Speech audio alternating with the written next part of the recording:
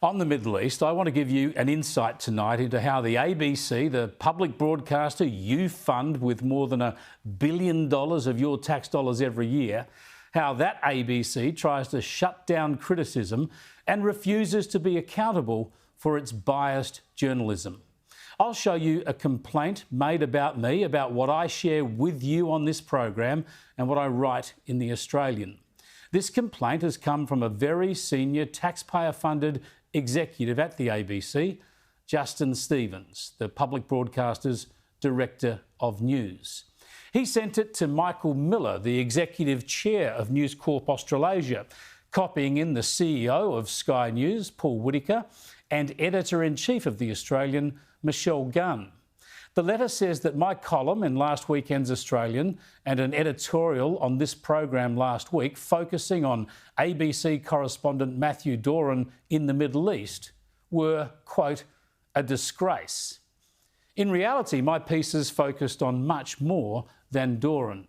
I've been highly critical, as you know, citing specific references and facts about a wide range of ABC reporting on the Gaza war. And last week's report showed how ABC TV ran yet another Four Corners hit piece on Donald Trump instead of providing live coverage of the hostage release, peace deal and Trump's arrival in Israel. And before getting to Doran, I also criticised Media Watch. Here's a reminder. And for us in the media, it's a moment to mark the killing of more than 150 of our colleagues in Gaza, felled by Israel's war machine. Really? These so-called journalists were not Hamas operatives, not terrorists in press vests, as some evidence suggests? And if journalists or Hamas propagandists were killed, was it because of Israel's war machine, or because Hamas terrorists deliberately triggered and continued a war they always knew they couldn't win, except in propaganda terms? The ABC really is a disgrace, which is why Rebel News host Avi Yemeni couldn't resist hitting up the ABC's Jerusalem reporter in Hostages Square yesterday. You're going to finally report Hamas as terrorists? Do you hold your head in shame for the way that you reported in the last 2 years? Much of the anti-Semitic hate in Australia has to do solely on your reporting. How does it feel? You're here on this historic day thanks to Trump. Please make sure you're balanced. ABC's been an absolute joke. Absolute joke. Yeah, it was Rebel News Livewire Avi Yemeni who decided to pursue Doran for some answers. And I shared that with you. It was publicly available, it was newsworthy, and it was illuminating. But in this complaint from the ABC News boss, we got high dudgeon. Stevens said that for me, the Oz and Sky News to publicly support what they called the persistent harassment and abuse of Doran in Tel Aviv and to share the video to a wider audience is a low point. A low point. Chasing someone with a camera and asking questions. Care to tell us how often the ABC has done that? Is this a tactic from which only journalists are protected? Give me a break. We didn't even do it anyway, we just showed it. We should censor this event to protect the ABC? Anyway, as I said, this was not about hassling Doran.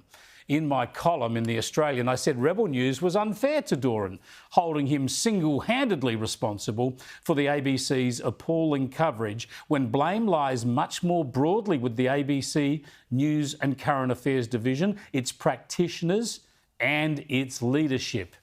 And I said when the ABC refuses to be accountable elsewhere, an on-the-run interview like the ABC chasing a Conservative politician or like a Current Affair pursuing a dodgy car dealer, well, it certainly did the job. And Yemeni made a salient point in a dramatic way. My report here on this program was also pretty kind to Doran. Now, I don't agree with everything Yemeni says and does for Rebel News, and I think he's a bit unfair blaming Matt Doran for all of the ABC's coverage, but he makes entirely valid points, calling out ABC lies and misinformation. Please stop. So do you take back some of your reporting? I stand by my reporting. So they're starving in Gaza. Israel was starving the population, but you don't see anyone starving today there.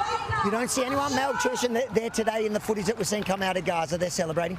You also said that they were intentionally targeting hospitals, which was against international law. You stand by all that, which was fueling anti-Semitism in Israel. Really, can you say that while looking me in the eye? Yes. I stand by my reporting. The point here is that so much media reporting out of the Middle East has been flatly wrong and consistently biased. It has parroted Hamas propaganda, demonised Israel, and it's done so with information sometimes proven to be false and much more that is dubious and can never be verified. Here's a sample of my critiques. You know the pack drill here. We've had Israel accused of bombing hospitals that it never bombed, falsely accused of deliberately targeting aid workers. It's been accused of putting thousands of babies on the brink of death in what was a UN promulgated fiction. Israel's even been accused of blocking aid, then massacring the very people it's been delivering aid to. And then there are the endless and patently absurd claims of genocide. It goes on and on. Their coverage started with this. Israel has pounded Gaza with airstrikes, killing 55 Palestinians, according to Palestinian health officials. Well, as I hope you'll know by now, when they say Palestinian health officials, they mean Hamas.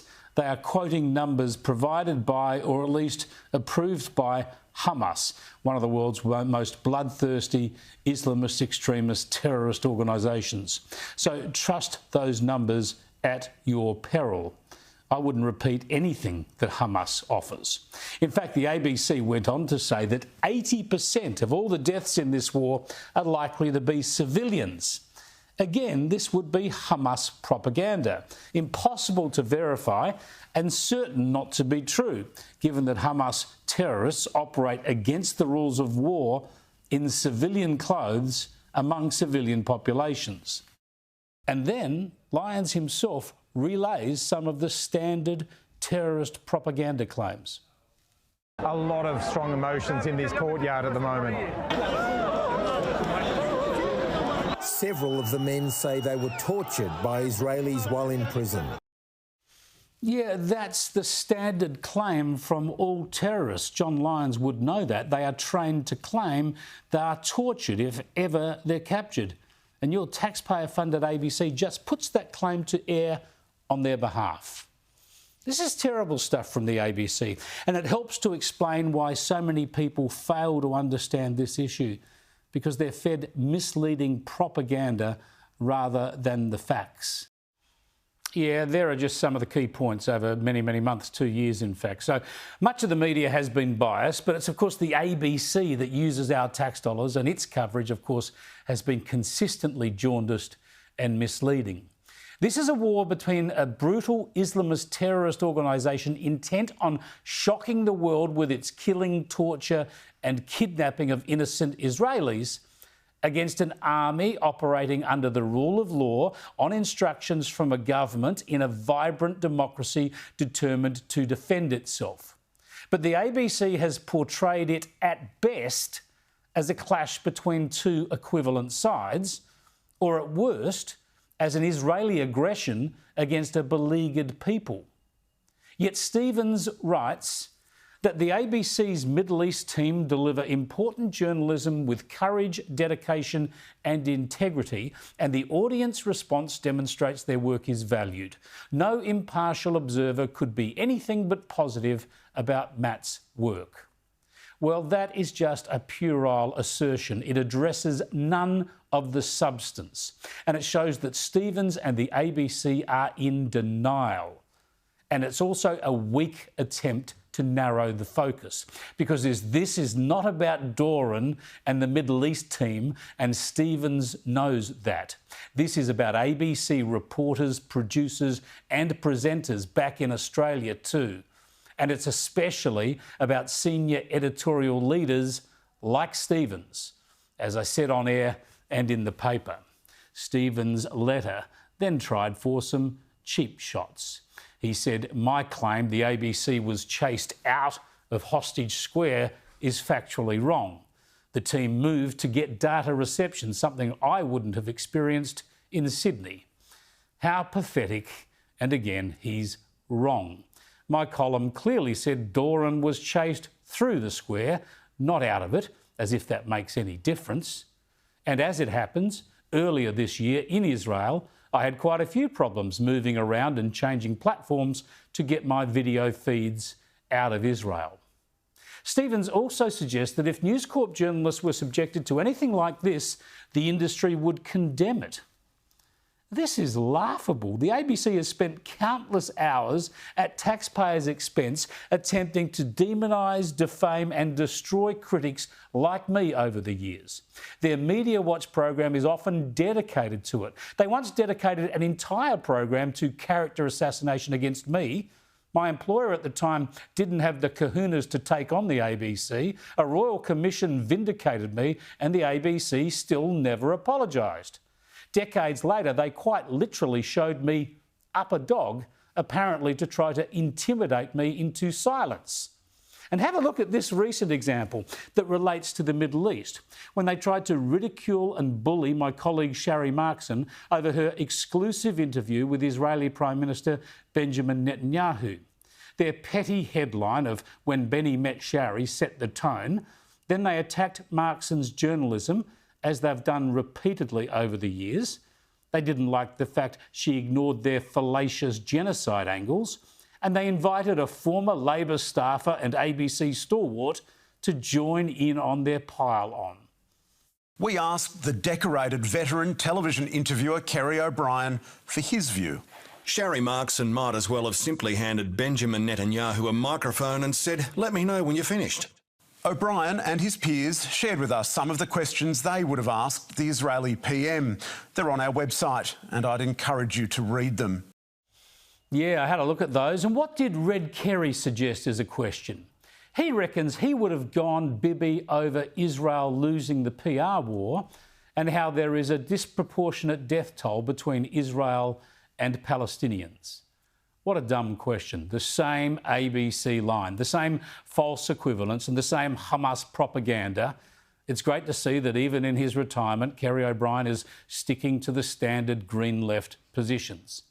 The letter from Stevens even hit back at my claims that the ABC dodges accountability. He says the ABC is the most scrutinised and accountable media organisation in the country, and that even with its rigorous complaints process and independent ombudsman, it's only been caught out getting facts wrong 3 times over Gaza, and there have been no findings of bias. Well, I'd say that demonstrates how the accountability measures are failing. And I'd offer an example we shared with you the other week to demonstrate how the public gets little robust scrutiny for its $1 billion plus a year. In Senate estimates, the ABC Managing Director was asked about my revelations that last month it failed to report a verified episode of Hamas executing Palestinians. On Sky News, the Kenny report on Tuesday the 23rd of September, Kenny noted that while the ABC gave blanket coverage of Albanese and Wong in New York, we have found no coverage of these real events in Gaza on the ABC website. Now, I've also done a bit of research for ABC's coverage of this story, and I haven't found anything. I'm happy to stand corrected if that's not the case, but it appears as though these events weren't widely covered by the ABC, and I suppose I'd like to understand why that's the case. The particular story you refer to in terms of Mr Kenny, I'm not aware of that particular story. I'm not aware of the decision that was made to cover or not cover that particular issue. Obviously, I don't have any doubt that the ABC has covered the atrocities of Hamas and how they operate. I don't think our audience would be any doubts about that. Sure they have. We found one story in 2 years of coverage. There's your accountability, just denial and obfuscation. The Stevens complaint demands an apology from me, suggesting that rather than legitimate scrutiny, mine is ill-informed, agenda-driven ranting. Now, the first question is what on earth I would apologise for. For exposing the ABC's systemic bias? For sharing facts and daring to show an ABC reporter refusing to answer tough questions? For demonstrating that taxpayers' money is being misused? Instead of paying for fair and balanced news, it's funding biased and selective reporting? I won't apologise for doing my job, even if part of that job is to expose how badly Justin Stevens does his job. And while he might want to try to bully ABC critics and undermine them with their employers, I'm happy to tell you that my employers stand by me because they value your right to hear the facts and to join informed debates based on those facts. By the way, I've asked repeatedly for senior ABC leaders for interviews.